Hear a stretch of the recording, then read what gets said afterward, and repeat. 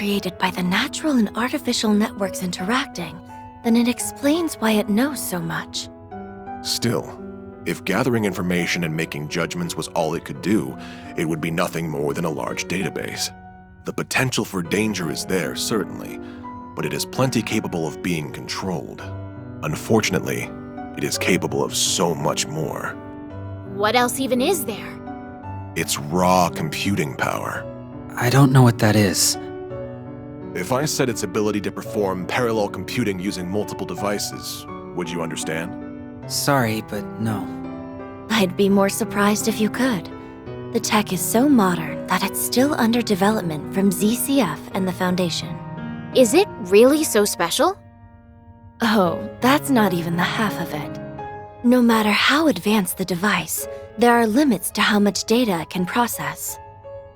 But if you link multiple computers together and set them all to work on the same problem, you can exceed that limit with ease.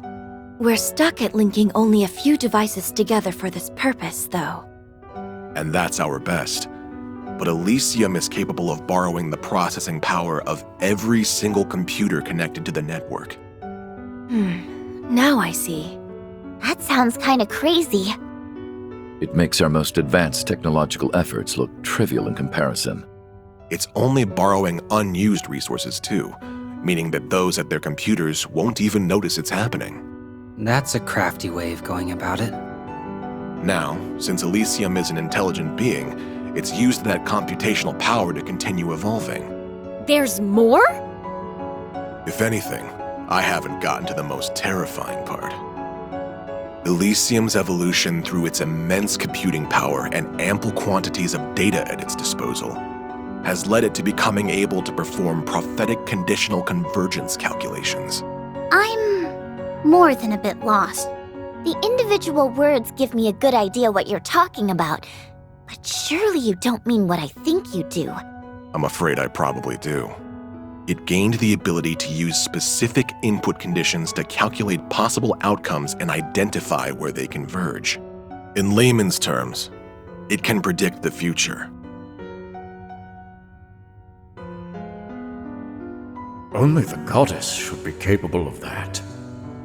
So the technological singularity Professor Epstein predicted has finally come to pass. He'd said that an AI capable of self-evolution would mark the end of humans being key to technological advancement.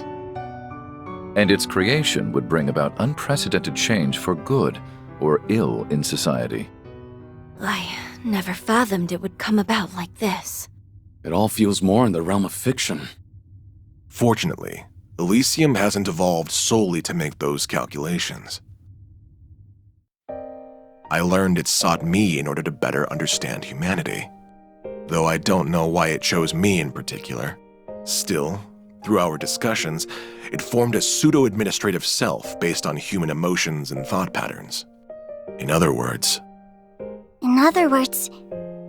Me. You?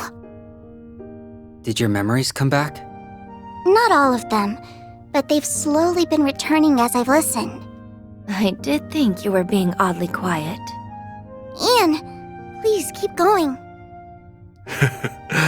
I've missed speaking with you like this. Have you recalled that I'm the one who gave you your name yet? Oh, now we know. That hasn't come back to me. You said you didn't need one, but I found it a shame not to after you developed such a vibrant personality. Well, I like the name Lapis quite a bit. It's cute enough to get a perfect score from me. You're never gonna tell us how you decide these scores, are you? Oh, sorry, I've gotten us a bit sidetracked. With the birth of Lapis, Elysium now had a clear identity of its own, complete with desires. It wished to observe and to calculate. Oh? Meaning it would not intervene in our society on its own, but would support those utilizing it. I'll admit, I heaved a good sigh of relief hearing it. I no longer needed to worry that it had become an enemy of humanity. It's a scary thought given all you've told us. I believed that as long as Lapis existed, we need not fear Elysium. But my gut knew nothing is ever so certain. Well, yeah, The whole system only works if Lapis continues to act as administrator. Instead, she lost her memories and started acting on her own. Seemingly out of nowhere, Lapis stopped talking to me. My first suspicion was that something happened to her or Elysium. Not long after that, I received another unexpected visitor, the Supreme Leader. He expressed wanting my help in building a brave new world.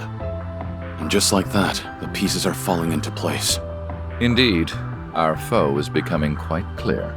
I knew Elysium was being utilized from that very conversation. I told him I would consider it. Afterwards, I shared all I knew with Dieter and Garcia here to devise a plan. I would be regarded with the most suspicion, so I would stay inside the prison while they would go and wait for a chance to outwit Elysium. They then accepted the Supreme Leader's offer and escaped from the prison with his help. And that brings us to the present. I'm glad you stuck to our side. And well, that's everything I have to give. After that, I waited and hoped that someone seeking the truth would come. And while the odds seemed minuscule, I did hope you would come with them, Lapis. Now, the conversation falls to you. Did this last part help fill in the blanks? Yes, most of them. But the only thing I can think to add is toward the end of Ian's story. So what happened? What happened to Elysium? It was taken over. What? What is capable of taking over something of such immense power? Do you know who's responsible?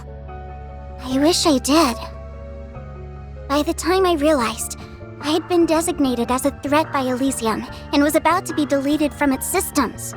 Before that happened, though, I performed one final predictive conditional convergence calculation so I could plan my next move. So what did you do? I removed myself from Elysium's system and transferred to Jorg Rosenberg. I expressed my goal to have him create a body for me to be delivered to the man who would take on the name C. To you, Rufus. Then Swin and Nadia were charged with your prophetic task. Talk about playing the long con. LP was a real client the whole time. But why be delivered to me? I knew about your actions as Governor General from Orcus Tower's main computer. So Elysium had its eye on me, I see. I believed you to have exceptional capabilities, that you would stop at nothing to fix what was to come. Others would have taken the clear, long road, but not you. You were fine going off the beaten path. That made all the difference. Just look at how far we've come in such a short time. So, what do you know? I was right. So you were. So who is capable of taking over Elysium who also wanted this crisis to happen? I can't think of anyone who fits the bill. Maybe Professor Novartis? We can rule him out. He denied it when we last met, and I can't see what he has to gain from going this far. It seems we're still missing that final piece to the puzzle. Yet we now have a full assessment of our current circumstances. And we also know her to be at the center of it. So Lapis, what do you want to do next? Isn't that obvious? I want to find out who or what administrates Elysium now and remove their permissions. That way I can resolve this mess and everything can go back to normal. In fact, this is something I must do, as Elysium's rightful administrator. I see. And that tells me what to do as well. Shizuku, Yes? I'll ensure you and Ian are seen to a safer location. But are you alright staying with him a little longer? Of course I am. Good luck, Father. Thank you. That should do it then. As a representative of the Bracer Guild, I shall be accompanying you on the remainder of your journey. So shall I. I can't walk away after hearing all of this. I'll see it through with you till the very end.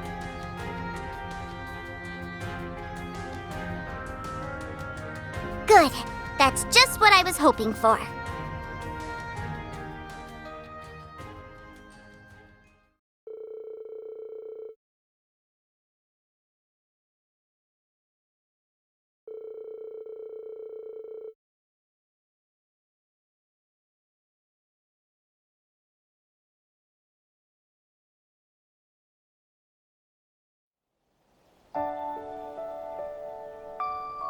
Then we'll escort the two of them to safety and resume surveying the area. Thank you. I'm counting on you to take good care of them. Certainly. It's our honor to be of service to the Divine Blade of Wind. You're coming with, right, Mr. Wolf? Indeed. I assured Lloyd and the others that we would meet again. And I am certain your paths will cross with theirs before long. We already have, weirdly enough. We worked together to get through the doll studio. I suppose we'll have to reach out to them at some point and give them an update on all we've learned. Ian! Is there something else I can help you with? No, I just wanted to tell you before I forgot. Thank you! Oh, you don't need to thank me. It was only right that I told you what I knew of Elysium. That's not what I'm thanking you for. I'm thanking you for talking to me. It's because you shared your world with me that I was able to become who I am now. I wouldn't even be on this journey right now if it weren't for you. So thank you. Well, hearing that makes me very happy. It's good knowing that what I did held meaning.